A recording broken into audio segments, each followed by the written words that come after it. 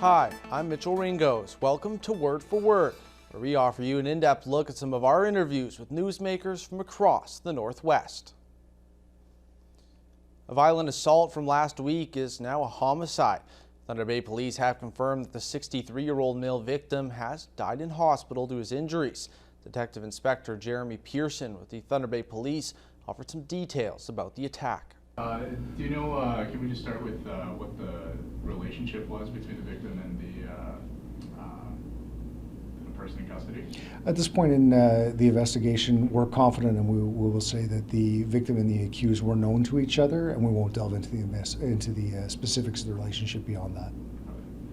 I guess, can you just tell us maybe how the investigation has proceeded from the initial stages where you found the victim to where we are today? Certainly. So the investigation initiated on the 20th of September was initially reported as an aggravated assault. That was the charge that resulted from that investigation from the initial police interaction. During the course of that interaction, our primary response units responded to an address, located a male who was injured, and very quickly were able to determine that this was a result of a serious assault. We were able to take a suspect into custody who was charged with the aggravated assault. At that point in time, our forensic identification unit and our major crimes unit became involved due to the severity of the incident and advanced the investigation from there based on the groundwork that had been laid by the excellent work done by our primary response team and their very, very thorough initial investigation. In terms of what brings us here today, the victim has unfortunately passed away due to his injuries.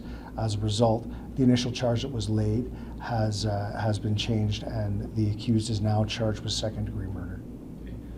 Is it believed there might be additional either people of interest or suspects to identify at this point in the investigation? At this point in time, we're confident that we have the sole responsible person in custody. Is there a post-mortem? Has that been conducted yet, or is that something that's still being arranged? A post-mortem is still pending. And do you know if there was a weapon that was involved in the murder?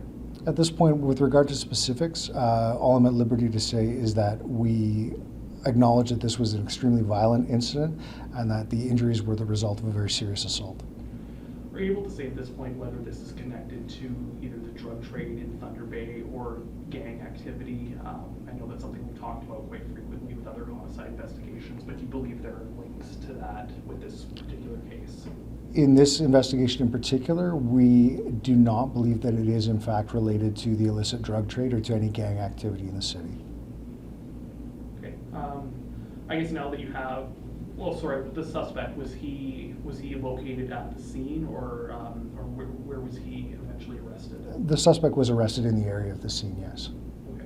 And in terms of major crimes, what was the significance of it being brought in, like a week or so after the actual incident occurred? Our major crimes unit was involved immediately at the time of the initial incident due to the severity and the serious nature of the incident. Our major crime unit provides support and assistance to our primary response, even in an incident such as this, where they've already attended, secured the scene, done an excellent job and located a suspect. There's follow-up performed, even in the case of an assault where it's serious enough. Our major crime unit becomes involved, and therefore the base groundwork for the investigation, should those injuries result in death, is laid. At this point, are you looking for members of the public, whether they have home surveillance footage or dash cam footage or anything from the area? Are you still looking for that kind of evidence, or do you believe that you have everything that you need that would be relevant? Well, I'm very confident in the status of the investigation and where it has led and the resulting charges. Of course, we're always interested to know anything that the public is aware of, anything they may have heard, or any potential evidence they may be in possession of, as you say, dash cam footage, home surveillance that may have captured this incident. We are, of course, always seeking new information should it be available.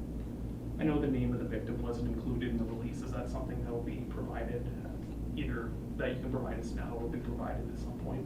At this time, we remain in contact with the family of the deceased, and we're not prepared to release the name of the victim at this moment. In honor of National Truth and Reconciliation Day, a new mural was unveiled at LU's Boralaskan Faculty of Law in the facility's Indigenous Students Center. It was designed by 2 local Indigenous artists to honor residential school survivors. So yeah, just talk about the significance of this mural and how it's going to affect this room. So we're so happy that we were able to unveil this very special piece of art today. It's in our Indigenous Law Students Lounge, and also a space that is being used by the Indigenous Law and Justice Institute. Finding homes for Indigenous students, Indigenous issues, faculty, staff, are just very core to what the Boer-Alaskan Faculty of Law does, and enhancing this space in a way that I hope will make students feel like they're welcome, they belong, they own this space. That's very important to me, and it's very important to us as a law school community. And we think this mural expresses all of those things. And then it also, having Mount McKay on as the center and the heart, grounds us in the space that we're in, grounds us in the notion that the law school is on the traditional territory of the Fort William First Nation, that's the powwow we attend as a community, that's the community we feel a great deal of connection with. So it's also this grounding in the land and the space. And sorry. Has there been any preliminary feedback from students in advance of today's showing on having the mural here?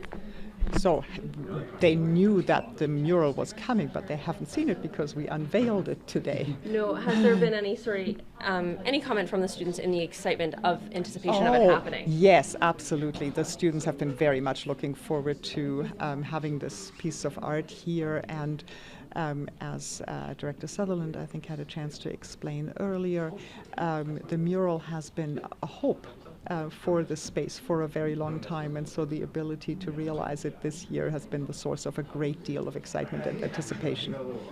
And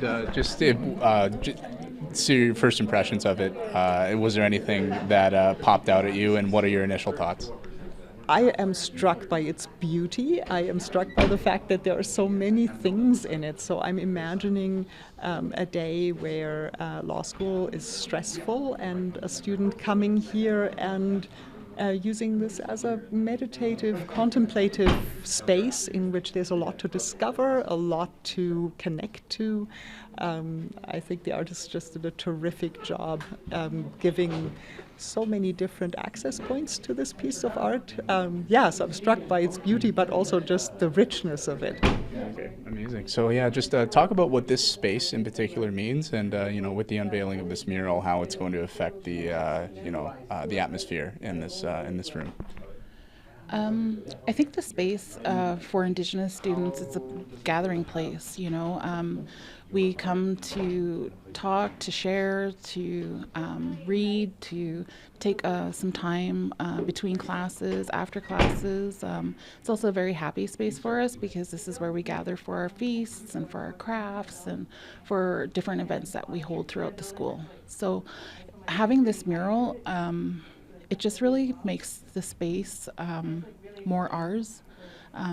It's very important to feel like you belong somewhere, and that can be really difficult as an Indigenous person, especially in a school of law.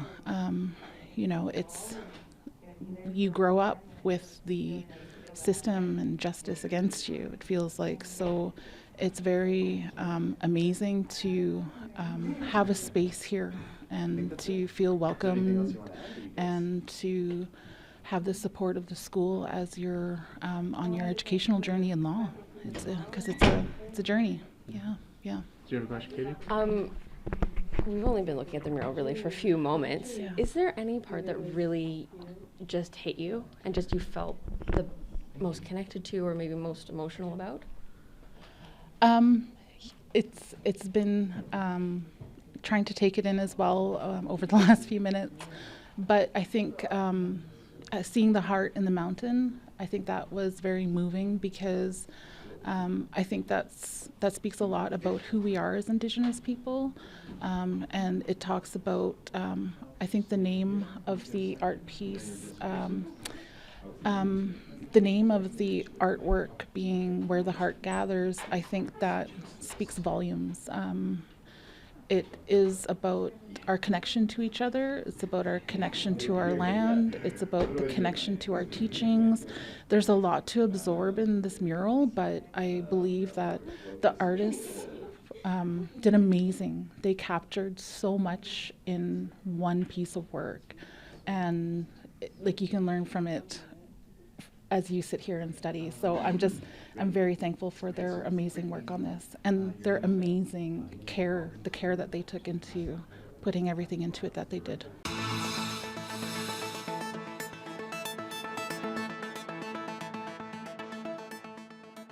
Northwest Community Health Center provided the chance to safely dispose of unused or expired medication or even street drugs. The annual Drug Amnesty event was held in collaboration with the Thunder Bay Police Service. Maybe start off, just tell me a bit about the event as a whole. What's going on today?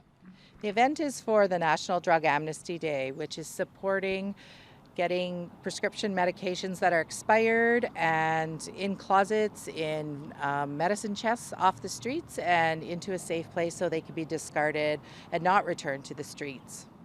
Okay, and talk about maybe the dangers of keeping these out on the streets and the importance of having this option for people.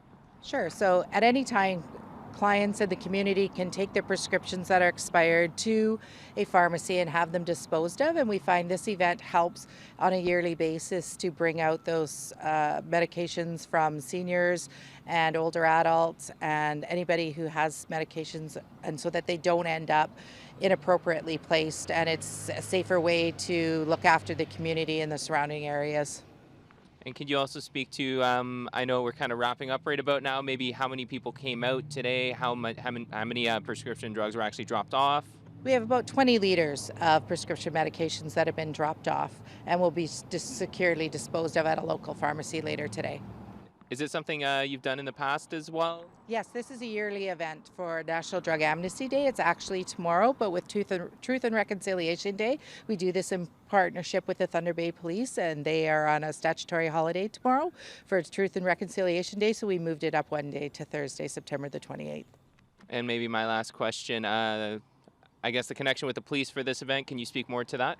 It's for community safety and that we have a strong partnership. We've recently done a crime prevention study with our two programs, our Safer Supply program and our Consumption Treatment Center, Path 525, to look at all the things that we can be doing. We're doing lots of things well, but we'll also look at what we can do to ensure the community is safe. Last year in Ontario, 133 people were killed in deadly fires. That's the highest number in more than 20 years. In many of those cases, there were found to be no working smoke alarms. That's why Thunder Bay Fire Rescue is urging everyone to test their smoke alarms. Well, it's extremely important in light of the unfortunate fact that we had 133 fire-related fatalities in the province of Ontario last year. So that is a very troubling number. Notwithstanding, we've done all kinds of good work across the province to relate to people that fire alarms in their homes is the law. We still have 133 fatalities. So this is an important day really because we're bringing extra exposure to the fact that working smoke alarms save lives. And you mentioned working smoke alarms and all the fatalities that you guys had. Do you know an exact number of how many of those? Obviously the forest fires had a lot to do with that and the wildlife fires, but just from house fires themselves, do you know how many did not have working fire alarms? Can you put a number on that, or? No, I cannot. I don't have the exact statistics across the province, but you know, the information we are receiving from the Office of the Fire Marshal is that many of the structures where people are dying in house fires did not have working smoke alarms. So you know, it stands to reason that if working smoke alarms were present, we would have had a lot more lives saved. And can you just go into the process of testing a smoke alarm and how long that takes in a day? It's relatively simple. So it's just a matter of you know, either getting up on a ladder or using some type of extended device that you can push the test button on the smoke alarm. You do that, make sure that it alarms, and you're good to go. Keeping in mind that batteries and smoke alarms should be changed every year.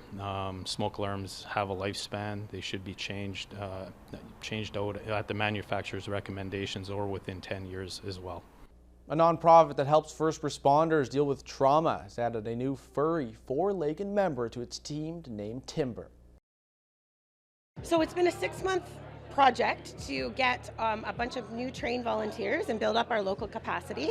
So we now have the ability in the Thunder Bay area especially to do some in-person peer support for those who are more comfortable. We can also go out right after a critical call and just kind of take care of people, not do debriefings, but just kind of, talk and bring a therapy dog with us and stuff like that. We also now have the ability to do peer-to-peer group debriefs. We have a trained team that is absolutely ready to go at any time.